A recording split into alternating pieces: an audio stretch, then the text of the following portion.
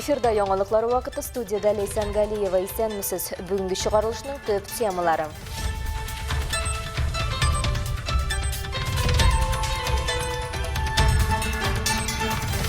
Ишек алдын су баскан Гафиятуллин урамындагы йортта яшәүчеләр 2 ел буена яңгыр нәтиҗәләре белән көрәшә. Год прошел. В июне месяце я опять к ним зашла. Спросила, девочки, у нас сдвинулось что-нибудь? Они мне ответили: сами звоните в УАТ.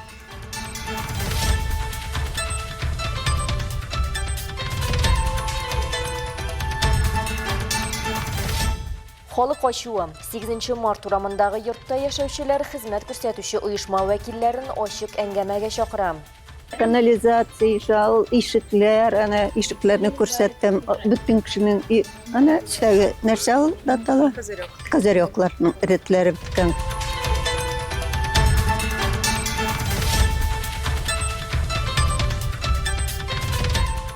Россия беренчелеге Әлмәт спортчылары иң көчле йөзүчеләре исемлегендә. В течение 5 лет, что наша федерация образована, и как раз за этот период выросли вот эти девочки, эти пловцы.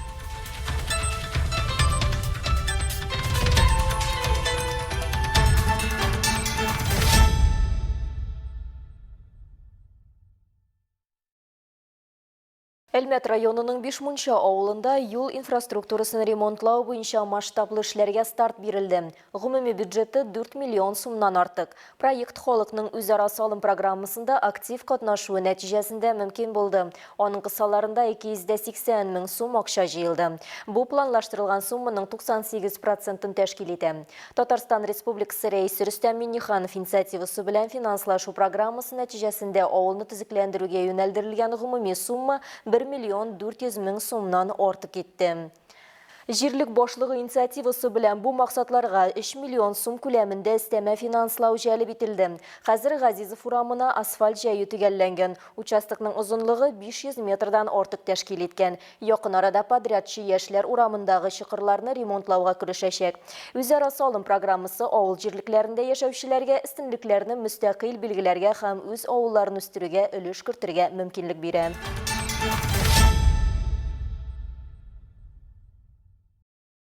Сентябрь башындагы көчле яңгырлар сәбәпле Әлмәтнең кайбер ишегалларын су басты. Шәһәр халкы бу хакта социаль шелтәрләрдә дә яза. Гафиятуллин урамы 4-нче йортта яшәүче безгә ярдәм сорап мөрәҗәгать итте. Бу йорт ишегалды менә инде 2 ел дәвамында су астында кала. Хәбәрчебез Алсу Әхмәтҗанова яшәүчеләрнең моң зарын тыңлап, низагның детальләрен ачыклады. Бу фотоларны безгә Гафиятуллина 4 адресы буенча яшәүче Антонина Царева җибәрде. Күп фатирлы йортта яшәүчеләр мондый картинаны һәр яңгырдан соң күрә. Су подъездлар арасына җыела, подъездга керү юлы да су астында кала. Халык йөри торгач, подъезд баскычлары да суда кала. Антонина Царева әлеге йортта беренчеләрдән яши башлаган кеше. Шуңа да йортның торышы һәм ишегалды төзекләндерүе аның өчен мөһим. У меня жалоба на то, что... Бу хәл бездә яз көне башлана, кар өрү белән, җәй буе дәвам итә. Нишләтергә инде бу суны? Начинает таять снег, и как идут дожди. Билгеле булганча, бу проблема 2023 елда ишегалды ремонтланганнан соң башланган. Йортта яшәүчеләр әйтүенчә, су басуның сәбәбе яңгыр суларына агып китү урыны булмау һәм йорт яны территориясендә асфальтның дөрес салынмавы. 7 и 8 подъезд заливает водой. У нас никогда такого... 7 һәм 8 подъезд су белән тула. Бездә мондый хәлнең беркайчан да булганы юк иде. Узган ел ук мин кая гына мөрәҗәгать итмәдем, миңа чаралар күреләчәк диделәр. Бер ел үтте, мин кабаталар янына кердем. Минем сорауга һаман җавап юк. Алар миңа агуатка шалтыратыгыз диләр. Ремонтны алар ясаган икән, аннан сорарга кушалар. Год прошел. В июне месяце я опять к ним зашла. Спросила, девочки, у нас сдвинулось что-нибудь? Они мне ответили: сами звоните в УАТ. Это делал ремонт УАТ, и с него спрашивайте. Йорт яныннан узучы машина йөрү юлында су баса икән. Бу кимчелекләрне кем шешәргә тиеш? Халыкка ярдәм итү өчен без үз чиратыбызда Алсу идарәче компаниясына мөрәҗәгать иттек. Ливневки городские, которые бы дороги сделали, они просто не справляются, вода не уходит. За это УК не отвечает. Ливневки городские мы не делаем. Шулай ук без әлеге вазгыять буенча сорауларны үсеш департаментына да юлладык. Моңа җавап итеп, безгә Гөфиятуллин 4 адресы буенча урнашкан йортта яшәүчеләр мәсьәләсен тиз арада хәл итәргә сүз бирделәр. Алсу Ахмаджанова, Алия Муратова, Яңалыклар вакыты, Луч, Әлмәт телекомпаниясе. Әлмәттә Төхвәтуллин урамында Риза Фәхреддин урамыннан завод урамына кадәр яктырту шелтәрен эшләп бетерделәр. Яктырту эшләре җирле бюджеттан 6 миллион 700 мең сум күләмендә финанслау нәтиҗәсендә тормышка ашырылды. Проект кысаларында Төхвәтуллин урамында 60 яктырткычлы 30 терәк, завод урамында 21 яктырткычлы 21 терәк урнаштырылган. 8 март урамындагы 9 йортта яшәүчеләрнең хезмәт күрсәтүче оешма вәкилләренә сораулары күп җыелган һәм алар җыелыш оештырырга булганнар. Бу күп фатирлы йортка 7 торак коммуналь хуҗалыгы хезмәт күрсәтә. Әлеге җыелышка йортта яшәүчеләр безнең төшерү төркемендә чакырдылар. Эш көне һәм эш вакытына карамастан 8 март урамы 9 күп фатирлы йортта яшәүчеләр очрашуга килү мөмкинлеген тапкан. Көн тәртибендә яшәүчеләрнең ике төп проблемасы бар. Бу бөтен йортта канализация исе һәм начар хәлдәге подъезд. Идарәче оешма мастеры да җыелышка килгән иде. Ул халыкка люкларны ачып күрсәтте һәм канализация системасының эшләмәвен аңлатып бирде. Страдаем-то мы, я лично страдаю, потому что заявка приходит, чисти, и вот тут говно, чистишь, высушивай. Жилинспекция приходит, штраф тебе, начальство на меня, ты не смотришь, а как тут зло?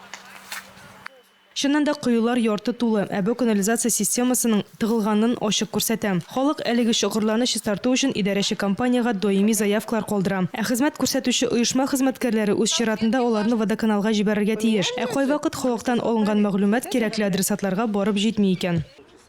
Был такой момент, что уже невозможно было дома. Шундай хәл булды безнең фатирда сулыш алу мөмкин түгел иде. Һәм мин водоканалга шалтыратып тикшердем. Безнең гариза аларга барып җиткәнме, юкмы икәнен. Алар юк дип җавап кайтардылар. Без кабат торак эксплуатация идарәсенә барабыз. Менә шулай 2 арада йөрибез. Вакыт уза 1 атна, 2 атна. Соңгы тапкыр апрельдә чистартканнар иде. Анда да без Россия кулланучылар җәмгыятенә язганнан соң гына.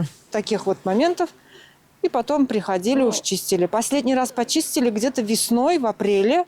После того, как мы написали и в Роспотребнадзор. Канализация, жал, ишекләр, ана ишекләрне күрсәттем, бөтен кешенең ана сәгә нәрсә датала? Козырёкларның ретләре биткән кызым менә шул гына бездә. Шул подвалдагы исләр бетсә, менә бу ишекләрне ретләсәләр без риза булырбыз. 8 март урамы 9 йортта яшәүчеләр әйтүенчә, бу йортның ишекләре торышы һәм ишек өсте түбәләре торышы инде начарланган. Һәм инде 4 подъезд янындагы асфальт аска төшеп тора.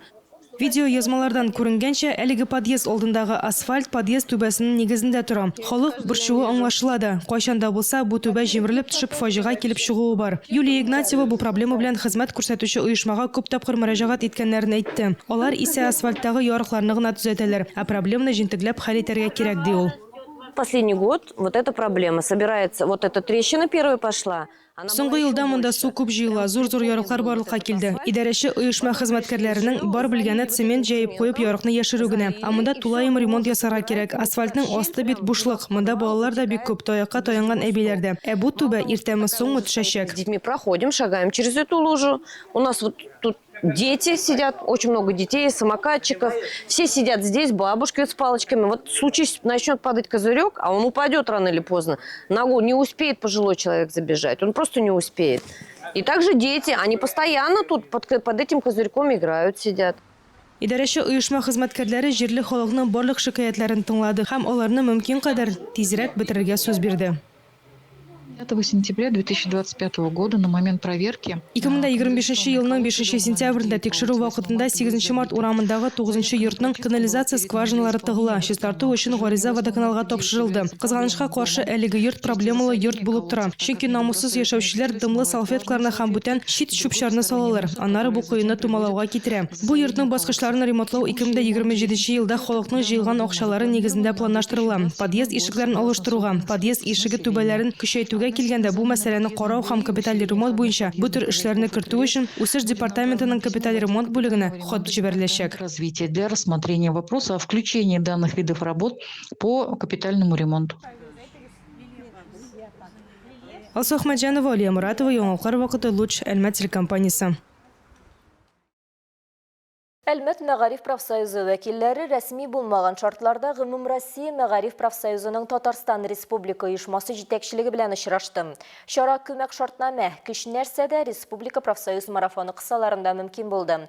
Әлеге марафон республика районнарында хезмәт мөнәсәбәтләрен күмәк килешү нигезендә җайга салуда иң яхшы тәҗрибәләрне ачыклау һәм мәгариф системасының иң яхшы күмәк килешүләренә ярдәм итү максатында оештырыла. Теманы Рәдифә Нигъманова дәвам итә.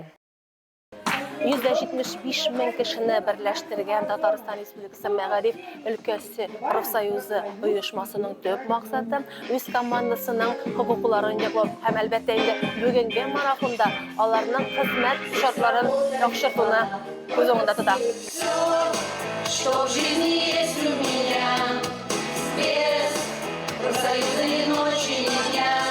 Әлеге марафон республика районнарындагы мәгариф учреждениеләре, профсоюз хезмәт коллективлары аша социаль ярдәм тәҗрибәсен таратуны максат итә. Очрашуда катнашкан балалар бакчалары һәм мәктәпләр коллективлары, эш бирүче хезмәткәр һәм аларның хукукларын якларга мөмкинлек бирә торган төп документ күмәк килешүнең өстенлекле яклары турында сөйләп, шулай итеп күмәк шартнамә уңышын башкаларга күрсәтә булып чыга.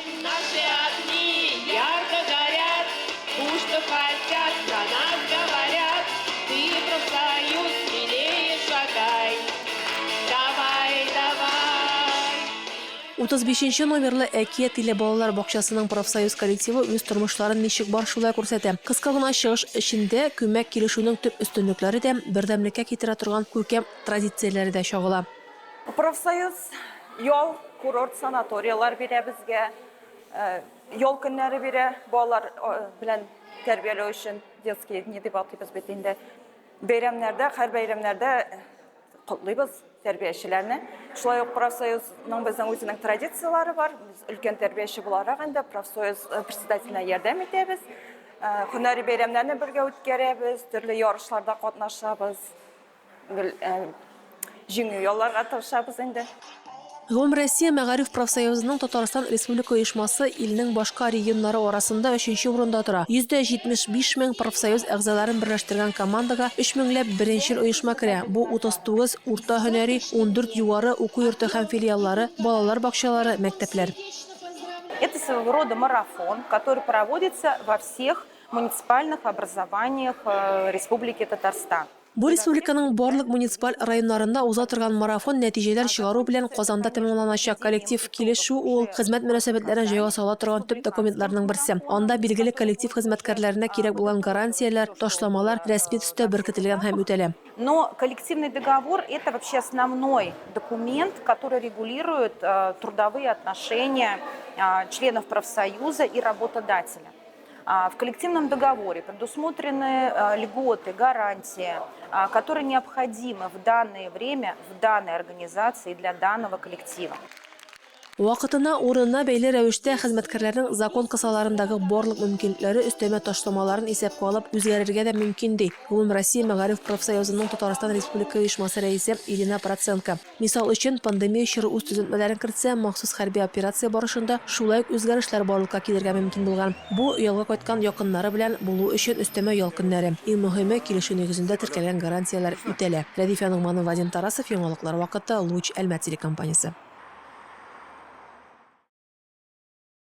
Әлмәтнең йөзү буенча үсеп килүче йылдызлары үзләренең югары дәрәҗәләрен бөтен Россия аренасында расладылар. Яшь спортчылар Мария Магдеева һәм Анастасия Кузьмина үз яшь категорияләрендә йөзү буенча Россия беренчелегендә җиңеп район копилкасына алтын медальләр сала. Илнең иң көчле йөзүчеләре исемен дә алып кайталар. Йөзүдән башка инде тормышларында күз алдына китерә алмаган кызлар белән безнең төшерү төркемендә танышып кайттым. Бассейнда сона бітіргісіз сәғатлер, иртән иртүк торулар, суда һәм залда хисапсыз күнегүләр. Кызларның триумфа, күп еллык хезмәт һәм гаять зур фидакарлыкның нәтиҗәсе булды. Йөзү буенча Россия беренчелегендә Татарстан Республикасы җыелма командасы составында Мария Магдеева ирекле стиль белән йөзүдә алтын медаль яулады. Мы плыли эстафету с девочками 4 по 200. Это был уже последний день соревнований, все уже были уставшие. Біз 4 қыз 200 шар метр yüздік. Ярышларның соңғы күні болғанға барыбыз да арыған едік инде. Әмма тренерлар бізге кереклі сүзләр тапты. Һәм біз бар күшебезне җыеп стартка чыктык. Алар бізге шанды. Зур шансларыгыз бар дигән сүзләр уйдан китмәде. Бик яхшы йөзеп чыктык. 15 секунд айырма иде бездән соңгы кызлардан. Без головы проплыли и проплыли очень довольно хорошо. На первое место с отрывом 15 секунд.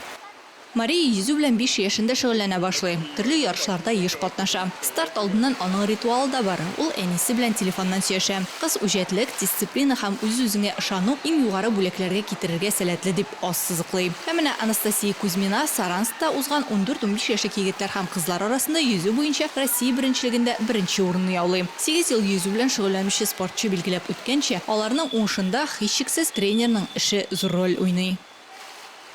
Ой, я была очень счастлива, переполняли эмоции. Но поначалу, конечно, это было удивление, неожиданность, что вау, заняла первое место. А потом, конечно же, были и поздравления, и радость, и все на свете. Кызларның тренерлары Ксения Смирнова. Әлмәтнең йөзү буенча соңгы елларда югары дәрәҗәгә чыкканын билгели. Бүген шәһәребезнең һәм спортчыларыбызны Татарстан Республикасында гына түгел, Россиядә дә беләләр. И все это благодаря Мондый нәтиҗәләр спорт мәктәбе җитәкчелеге һәм йөзү федерациясе Ринат Шайхаттаров һәм Ринат Нугайбеков ярдәме белән мөмкин булды. Федерациябез оешып эшләп килү вакыты эчендә менә шушы үрләр яулый торган малайлар һәм кызлар тәрбияләнде дә инде. в течение 5 лет, что наша федерация образована, и как раз за этот период выросли вот эти девочки, эти пловцы. Җиңүчеләр ирешелгәннәрдә генә тукталырга җыенмый. Бүген исә алар Татарстан Республикасы чемпионатына җиңү яулау нияте белән киттеләр. Алсу Нуриева, Вадим Тарасов, Яңалыклар вакыты, Луч Әлмәт телекомпаниясе.